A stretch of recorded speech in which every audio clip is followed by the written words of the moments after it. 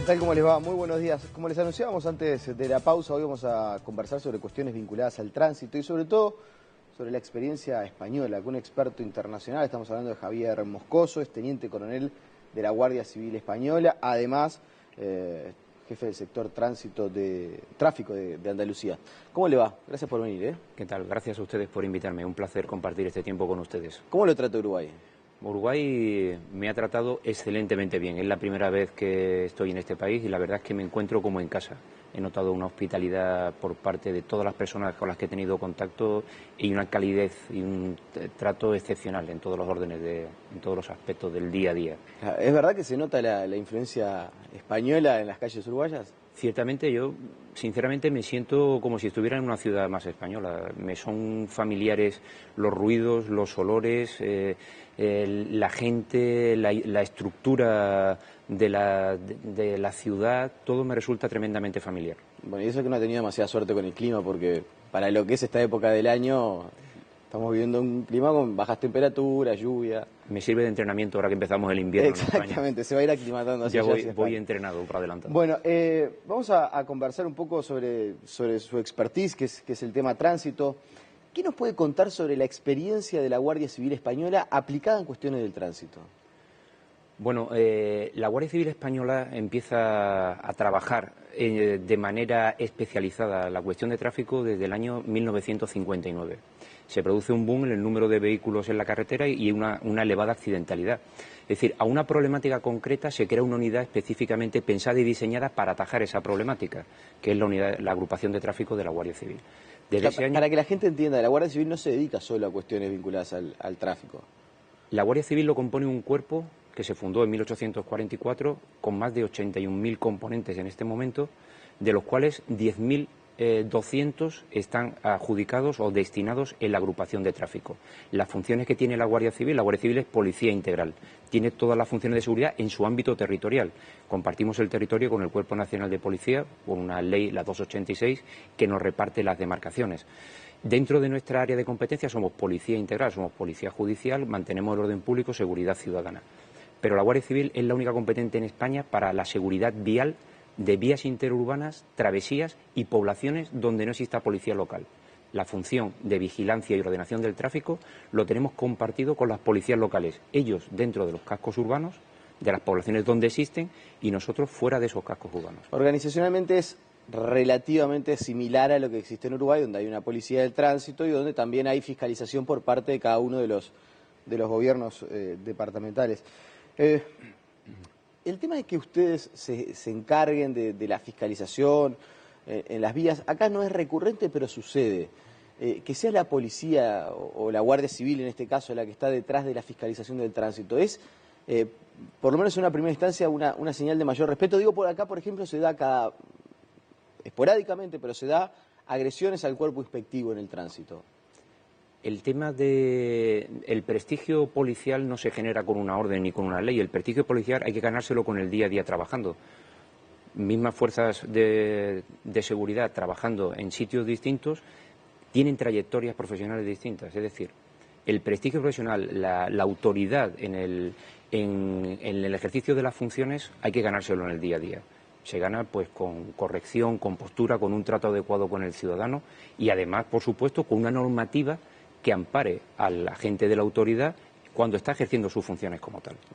¿Y qué más es importante en cuestiones vinculadas al tránsito? El tema de la presencia del efectivo, que el conductor sepa que lo que hace va a ser pasible de una sanción, es decir, si infringe una norma va a ser sancionado, o el tema de la aplicación de las multas. Vamos a ver, lo más efectivo dentro de la labor fiscalizadora o de la labor que pueden realizar las fuerzas de la vigilancia de la normativa del tráfico, lo más efectivo que hay demostrado hasta este momento es la denuncia. La denuncia no como un castigo ni para efectos retributivos, ¿no?, sino la multa como un elemento sensibilizador y de recuerdo de la conducta. Es decir, la multa tiene que ser justa, tiene que ser en ese momento, tiene que ser notificada y tiene que ir aparejada a una conducta de riesgo que debe ser explicada al usuario. El usuario tiene que entender por qué motivo se le denuncia. Y es importante que sea en ese momento, es decir, cuando uno infringe una norma de tránsito, que en ese mismo momento se le avise que lo hizo y que por eso se lo va a sancionar. A ver, el efecto de la denuncia o de la sanción cuando se notifica en el acto es muy superior a cuando la notificación se recibe posterior en el domicilio del titular del vehículo.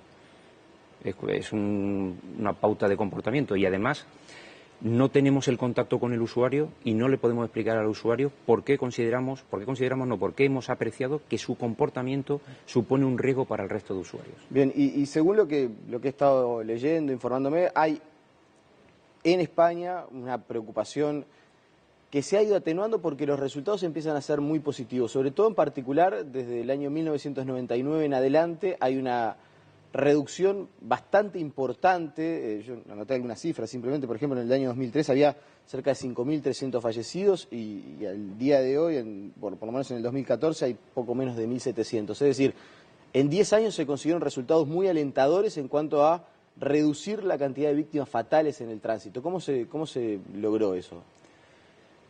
Para lograr, desde nuestro punto de vista, hay una concurrencia. El tráfico es un tema complejo. Aquí hay una concurrencia de factores que conllevan a esta disminución. Entre estos factores, primero es la norma. Tiene que existir una norma y que esa norma pues sea clara, que sea comprensible, que sea ajustada a la sociedad a la que tiene que servir. No sirve transponer una norma de otro país y aplicarla en un país con una cultura o con una problemática que sea diferente. La norma es fundamental. En segundo lugar, la aplicación. Por muy buena que sea la norma, si no tengo quien se encargue de la aplicación de esa norma, no voy a ningún sitio. Tengo que tener unas fuerzas de seguridad, unos inspectores, tengo que tener un sistema de tratamiento para que esa denuncia que se ha puesto a un usuario realmente sea efectiva y se pueda cobrar y que le llegue al usuario y que la pague. Y en tercer lugar, la sensibilización. Ese es el tercer factor, la sensibilización de la sociedad. Tenemos que pensar, porque muchas veces tendemos, cuando hablamos del tránsito, automáticamente pensamos en los que van manejando coches y motocicletas. No, usuarios del tráfico somos todos, desde que somos bebés, desde que empezamos a caminar por nuestra cuenta. Desde que empezamos a caminar somos usuarios y tenemos que conocer y aplicar las normas de seguridad vial. Todo el mundo se desplaza a pie por las ciudades, independientemente de que haya dejado el coche aparcado o no. Ese es el primer punto donde es importante que todo el mundo sensibilice y que vea que el tema del tráfico no es exclusivamente de aquello que se va moviendo con un vehículo motor, sino que afecta a todo el mundo, a los peatones, a los ciclistas y demás. Y después a estas tres factores que hemos dicho, norma, aplicación y sensibilización, hay que aplicar una serie de procedimientos operativos que es a lo que todo el mundo tiende a decir, pero hay que montar más controles de droga, hay que montar más controles de alcohol, hay que poner más radares. Evidentemente, esos procedimientos tienen que ser ajustados a las necesidades de la problemática. Y esos procedimientos tienen que ser unos procedimientos que sean medibles y que podamos ver el resultado.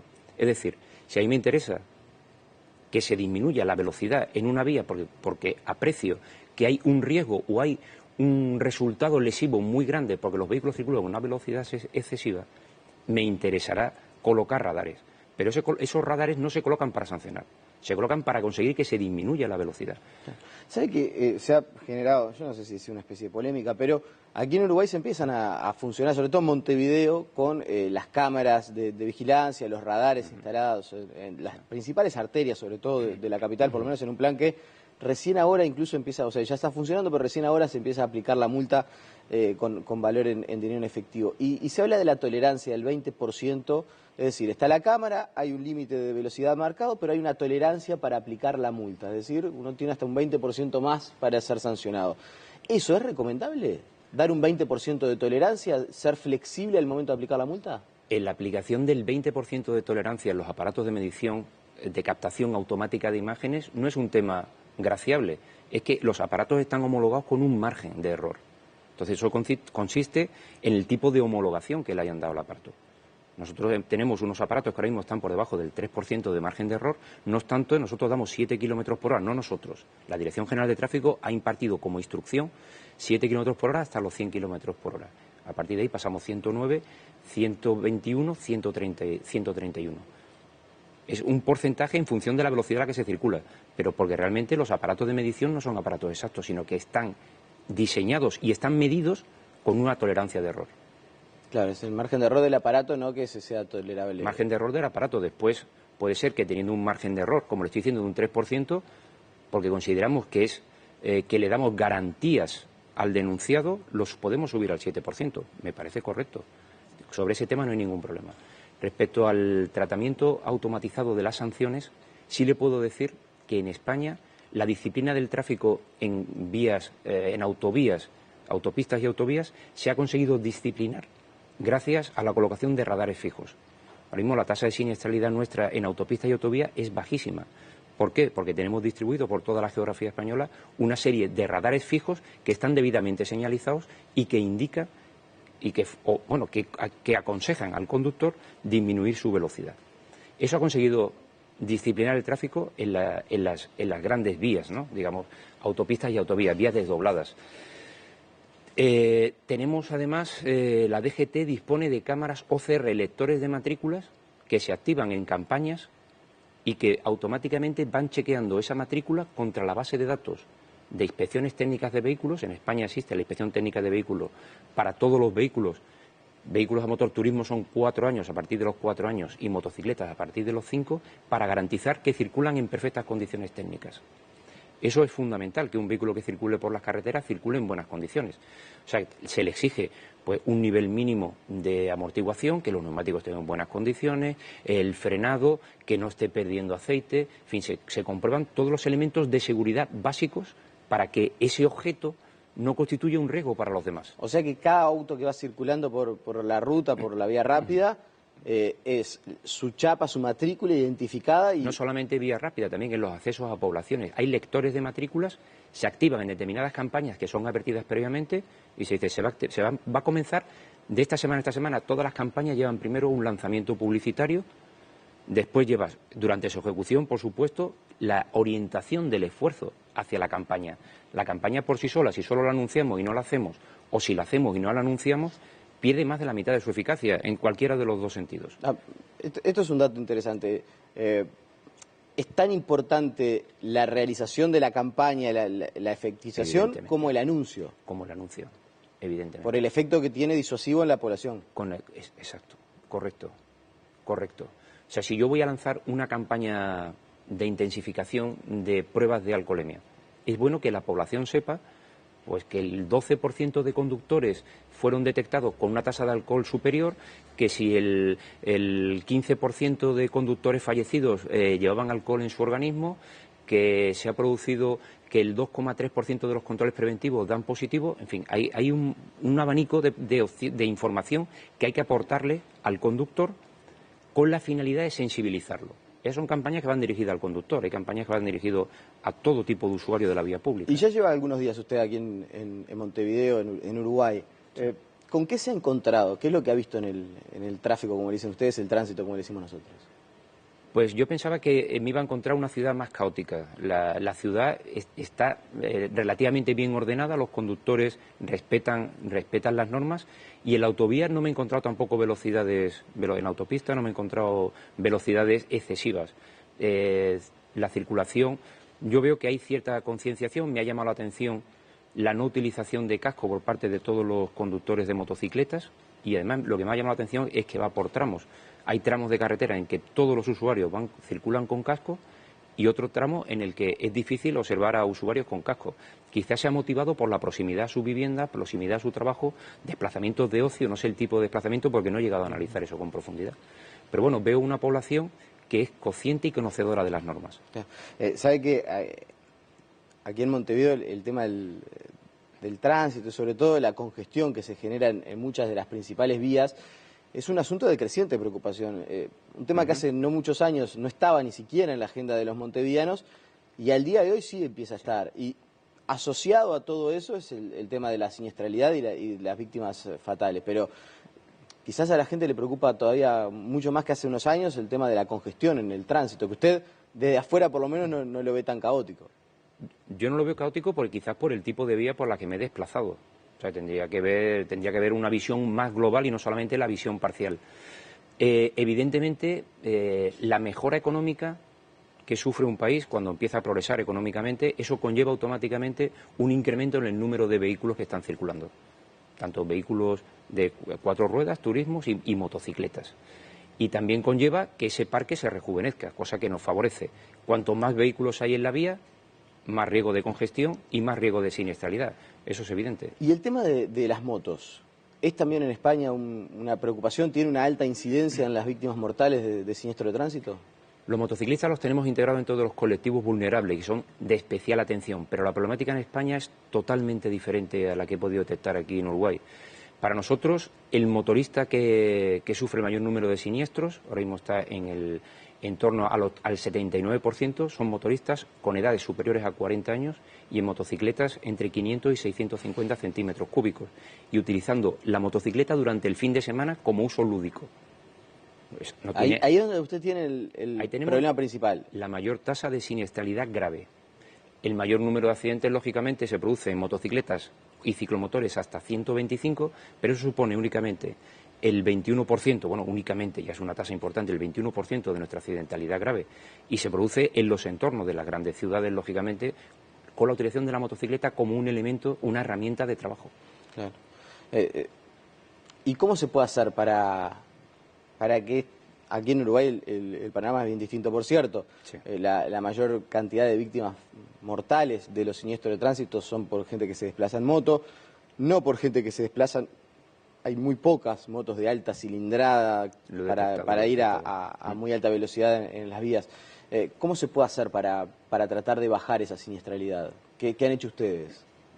Nosotros no hemos tenido ese problema.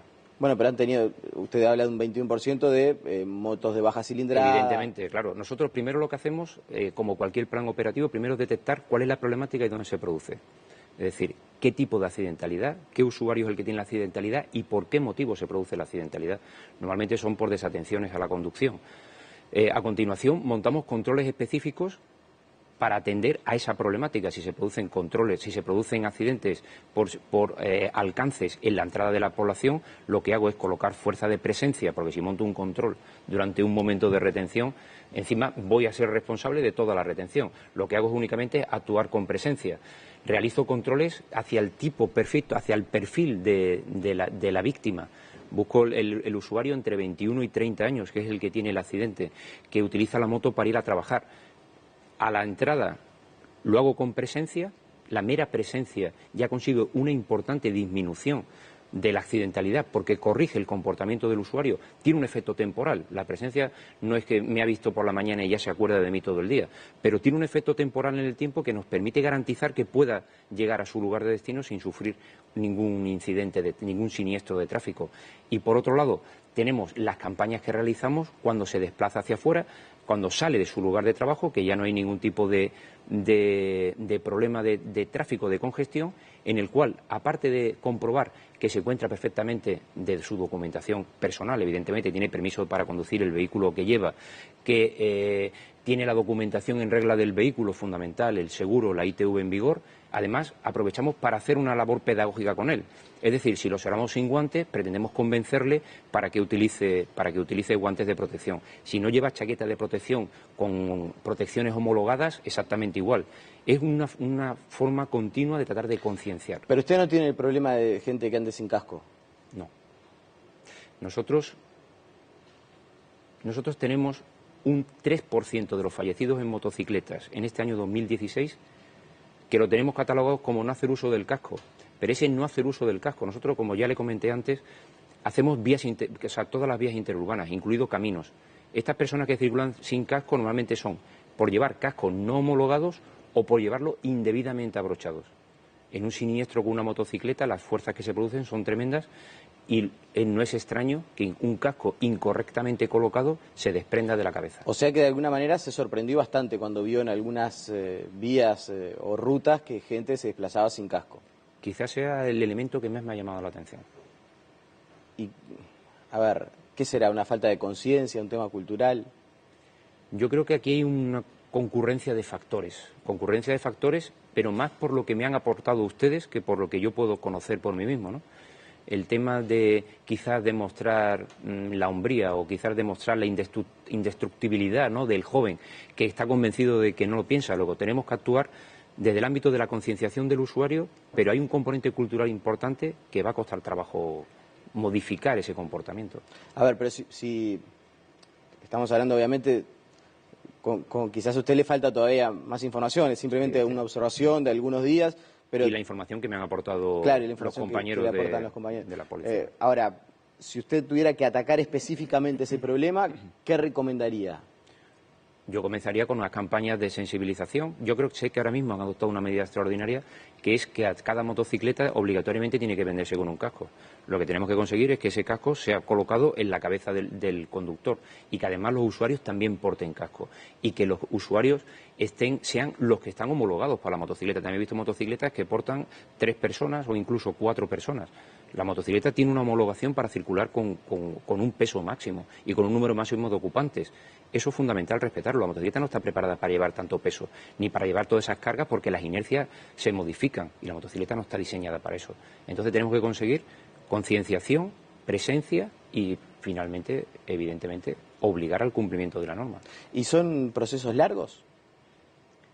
En función de las campañas que realicemos, en función de la extensión de la problemática, evidentemente nosotros en España, y supongo que ustedes aquí tampoco, tenemos capacidad para actuar simultáneamente en todas las carreteras y para todas las instrucciones de servicio.